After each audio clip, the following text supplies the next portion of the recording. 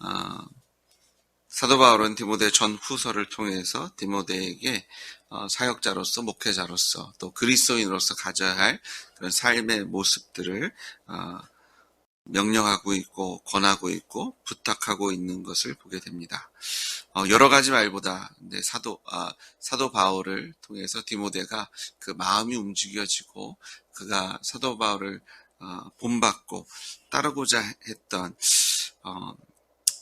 그 가장 중요한 말이 4장 9절이 아닌가라는 생각을 하게 됐습니다. 너는 어서 속히 내게로 오라. 사도 바울이 말로만 내가 너를 낳았고 너는 나의 아들이라 라고 얘기한 것이 아니라 사도 바울이 참으로 디모데를 보고 싶고 만나고 싶고 교제하고 싶다라는 그의 사랑이 묻어나는 것이 너는 어서 속히 내게로 오라. 내가 너를 빨리 보고 싶고 단지 육적인 것뿐만 아니라 영적인 그런 교제를 통해서 하나님 안에서 함께 예배하고 찬양하고 또 삶을 나누고 또 사역을 나누고 특별히 사랑 안에서 그가 디모데를 권면하고 있는 것을 보게 됩니다. 아무리 아름다운 말을 하고요, 마땅하고 당연한 얘기를 한다 할지라도 하나님께서는 사랑이 없으면 아무것도 아니다라고 하셨죠. 그래서 사도 바울이 권면하면서 인내함으로 또한 온유함으로 말씀을 선포할 것을 말씀하는 것은 다른 것이 아니라 예수님의 심장을 가지고 하나님의 사랑을 가지고 하나님께서 맡겨주신 사람들을 대하고 교제하고 또 복음을 전하고 그들을 권면할 것을 우리에게 보여주고 있는 것을 보게 됩니다. 우리가 아무리 좋은 일을 할지라도 그 안에 사랑이 없으면 아무것도 아니다 하셨는데 디모데가 사도 바울을 사랑하고 또 그를 정말 예수님을 사도 바울이 닮아갔고 또 사도 바울을 디모데가 닮아감으로 예수님을 쫓았던 그런 원동력은 복음을 통해서 드러난 예수님의 사랑이고 또 그 사랑을 먼저 받고 하나님과 함께 사랑의 관계 속에 있었던 사도 바울이 그 사랑으로 디모데를 섬겨주었기 때문에 디모데가 그 사랑에 응답한 것을 우리가 바라보게 됩니다. 우리가 오늘 하루의 삶도요. 주님께서 부어주신 하나님께서 우리에게 먼저 가르쳐주신 예수님의 십자가 부활로 우리로 알게 하시고 누리게 하시고 깨닫게 하신 그 사랑으로 가족을 사랑해 주시고 또 하나님께서 맡기신 사람들을 사랑하셔서 주님께로 인도하시는 여러분들 주님으로 축복합니다. 사랑이 없으면 아무것도 아니다. 사랑은 곧 하나님이시죠. 오늘도 하나님과 동행하셔서 승리하시는 여러분 되시고 주님으로 축복합니다. 자, 사도 바울 주변에 참 많은 사람들이 있었습니다. 디모데만큼 유명한 사람이 대만 것 같아요. 근데 어떻게 보면 안 좋은 쪽으로 유명하죠. 세상을 사랑해서 사도 바울을 배반하고 하나님을 배반하고 주님을 떠나고 주님의 사역에서 떠나서 데살로니가로 떠난 세상으로 향했던 데마. 그런데 데마만 있었던 것이 아닙니다. 그레스게 갈라디아로 디도는 달마디아로 누가는 함께 있지만 그와 함께 복음 사역을 감당했던 동역자들이 다른 지역에서 사역하고 있는 것을 보게 됩니다. 그레스게는요.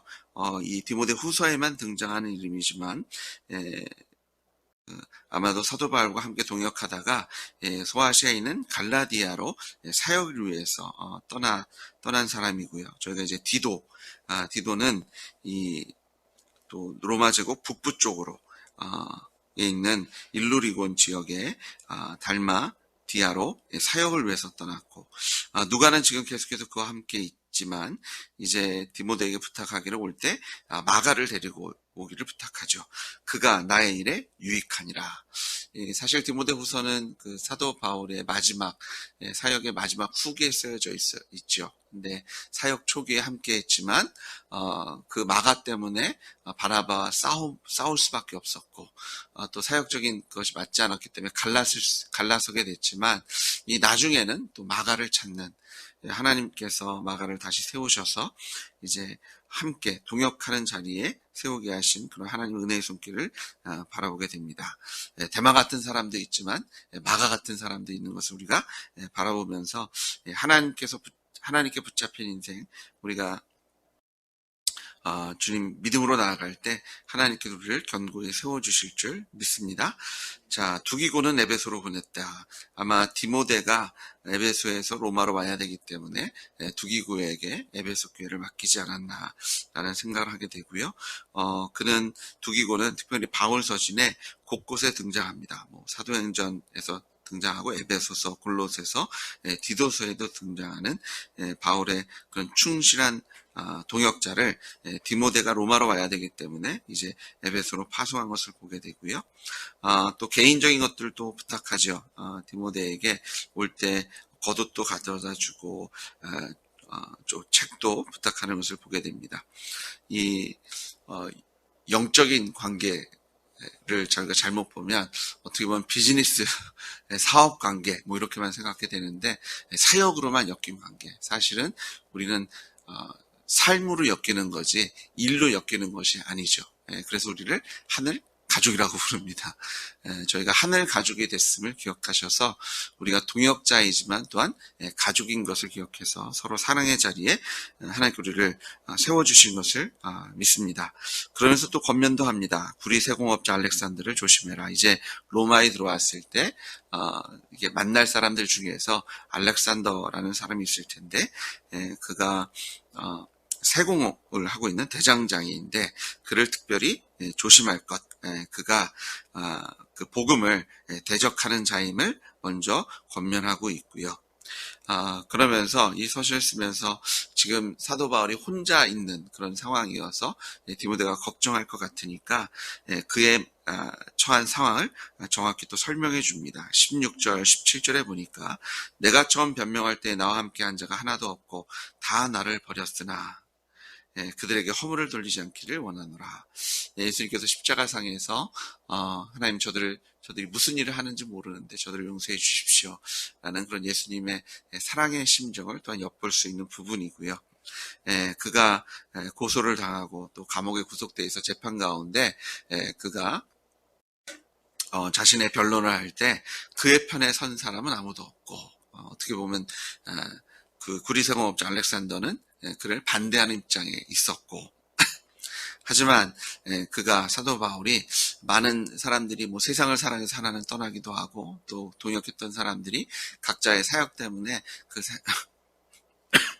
사역지로 떠난 상황이어서 외로워 보일 수 있고 실제로 홀로 이런 변론을 감당한 모습이 있었지만 17절에 보니까 나는 혼자 있지 않았습니다. 주님께서 나와 함께 계셨습니다. 주께서 내 곁에 서서 나에게 힘을 주셨습니다. 그 이유는 하나님께 나에게 맡기신 사명, 이방인에게도 복음을 전하는 것을 끝까지 감당케 하셨습니다. 신실하신 하나님께서는 하나님께서 사도 바울을 부르실 때 약속해 주셨던 이방인의 사도가 되겠다는 그 말씀을 신실하게 지키고 계십니다. 또 18절에도 또 주께서 나를 모든 악한 일에서 건지시고 천국에 들어가도록 구원하시며 구원하시기 때문에 그 하나님께 영광을 올리는 찬양으로 나아가는 사도 바울의 모습을 보게 됩니다.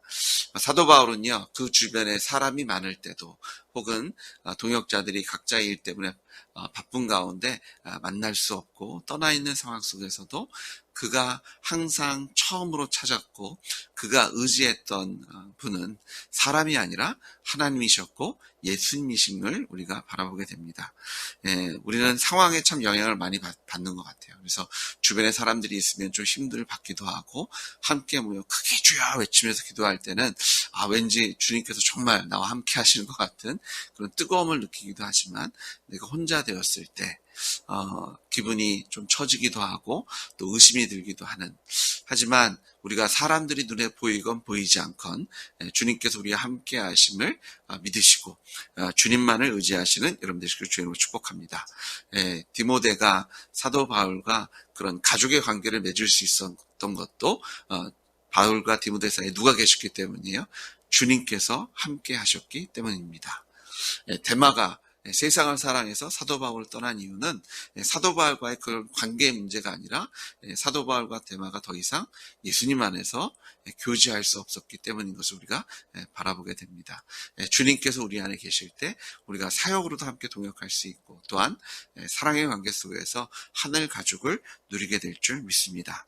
우리가 우리의 삶 속에서 평안을 누릴 뿐만 아니라 하나님께서 맡기신 사역에서도 열매를 맺으려면 다른 것 아니라 주님만 의지하십시오. 주님께서 나와 함께 하심을 기억하시는 여러분 되시길 주의로 축복합니다. 눈에 보이는 것에 움직이지 마십시오. 이 데마가 주님을 사도 바울을 떠난 이유가 뭐예요? 세상을 사랑했기 때문이다. 이 단어가요, 세상이란 단어가 지금 그가 살고 있는 현재 세상, 지금 눈에 보이는 것을 사랑해서 떠났다라고 해석할 수 있다라고 얘기합니다. 근데 사도 바울이 뭐라고 얘기합니까? 보이는 것은 영원한 것이 아니죠. 보이지 않는 영원한 하늘나라를 사모하셔서 주님과 함께 동행하시는 여러분들의 주의를 축복합니다. 보이지 않지만 우리와 함께 하신 주님을 우리가 믿고 의지할 때 우리 교회는 하늘 가족으로 든든히 세워질 거고요. 또 우리만 서로 살아가면서 여기가 좋사오니가 아니라 빛과 소금이 되게 하셔서 이 땅에 복음의 능력으로 구원의 역사가 우리 교회가 주님과 함께 사랑을 나누고 함께 주의 사람들과 함께 동역할 때 주님께서 우리를 통해서 구원의 역사로 채워주실 줄 믿습니다. 오늘도 기도하실 때 다른 것 아니라 예수님의 이름으로 기도하셔서 주님께서 우리를 통해서 이루실 일을 사모하시는 여러분들의 주님을 축복합니다. 주님만 바라보고 주님을 의지하시고 예수님의 이름으로 나아가실 때 하나님께서 응답해 주실 겁니다. 같이 기도합니다. 주님 아버지 감사합니다. 오늘도 우리의 참 동역자 되시는 예수님을 바라봅니다. 우리가 이렇게 아름다운 교회 속에서 하나님의 사랑을 누릴 수 있고 또 주님께서 허락하신 하늘 가족 공동체 안에서 사랑과 하나님의 은혜를 나눌 수 있는 것은 예수님의 십자가와 부활 때문임을 다시 한번 고백합니다. 주님이 안 계시면 우리는 아무것도 아닙니다. 주님만 믿고 의지하며 주님과 동행하는, 눈에 보이지 않는다고 의심하지 않게 하시고 손으로 만질 수 없다고 하여 좌절하거나 두려워하지 않게 하셔서 오직 부활하신 예수님 붙잡고 오늘도 담대함으로 당당함으로 예수님의 이름으로 승리를 노래하며 하나님께 영광을 올려드리는 예배로 오늘 하루를 채워 주시옵소서. 주님께서 홀로 영광 받아 주실 줄 믿습니다. 예수님의 이름으로 기도드렸습니다. 아멘.